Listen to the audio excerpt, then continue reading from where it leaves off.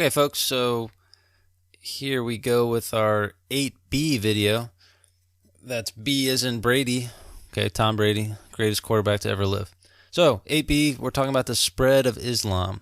Okay, so obviously one of the biggest religions in the world, one of the fastest growing religions in the world, and one of the most important as far as world history and current events as well. So, as we see, it kind of starts here in what we call the Arabian Peninsula. It moves into what used to be the Persian Empire, into Egypt, into northern Africa, even into parts of Spain, and kind of that. This is the kind of beginnings of the spread of Islam in the 700s and late 800s. But let's get into it. So, some basic background on Islam. Okay, Medina, known as the first Muslim city. We talked about Mecca and Medina a little bit in the last video, I believe. And these are just kind of two important cities on the Arabian Peninsula we need to know. One of the things about the spread of Islam, okay, as they were spreading, one of the reasons it was able to spread quickly was because it had a political organization. We're going to get into them in the next video, but it's called the Umayyad Caliphate, and they granted religious tolerance to people. So if you wanted to convert to Islam, that was something you could do. But if you were kind of one of these other people of scripture, sometimes you'll hear said people of the book, or kind of people who think, the Old Testament basically has value. Jews, Christians, and other people of the book, they would be kind of treated with, tolerance. So again, tolerance means kind of they're allowed to practice their own religion, they're allowed to participate in government, and they're even allowed to, maintain their own way of life, basically, okay? So this pattern does set up, we call it a pattern of tolerance here. So long-term, these Muslim conquests will create a pattern of tolerance.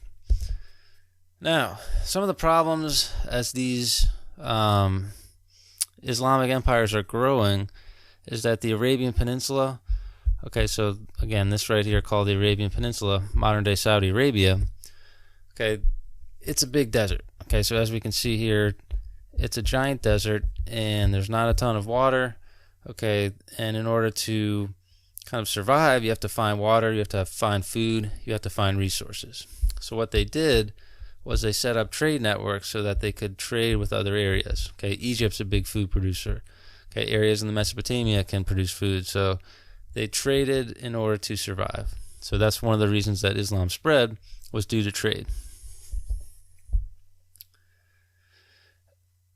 So as you can see from this little map here, the basic idea is that ultimately all this trading that kind of the peoples in these Islamic areas were doing led them to kind of spread their ideas as well. So one of the big things in history that we've learned about so far is that when you trade with other peoples, you're not just trading, goods. You're not just trading gold and money and food and items and that. You're trading ideas and beliefs and customs and ways of life as well. So that's something to keep in mind with trade routes.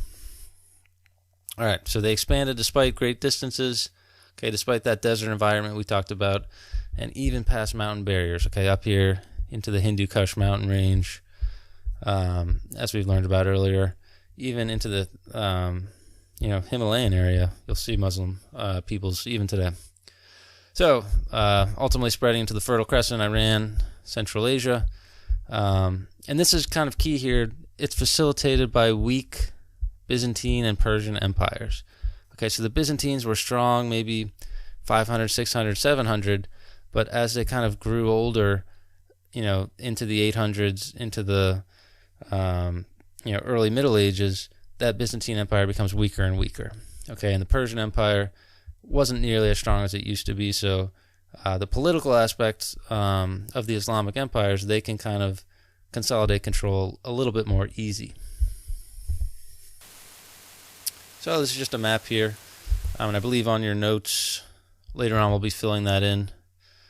But let's go ahead and talk about the geographic influences of development. Okay, so the political unity of the First Muslim Empire will be short-lived, and we'll talk about that a little bit more in the second video that I'm going to do, which is 8C. So I'll kind of save that for later. But Arabic is the language that is spread. Okay, so Arabic is kind of the language of the area, and it's very much associated with Islam. And this is going to help facilitate the religion as well as trade. So if everyone speaks the same language, then that's kind of an easier way to spread the religion. And of course, just like all of these ancient civilizations, we do see slavery. It is not based on race. Okay, so slavery is something we see.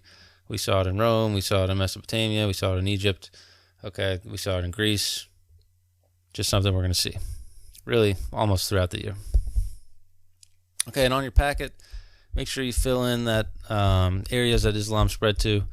I'll go ahead and kind of help you out again. It starts here in the Arabian Peninsula, okay, spreading into northern Africa at first, a little bit into Spain before they get stopped. We'll talk about that in the next video, and then even into areas of India and Central Asia. Okay, eventually it'll spread basically worldwide. Okay, but we will get to that later on in your history careers. So thanks for watching. That's the 8B video.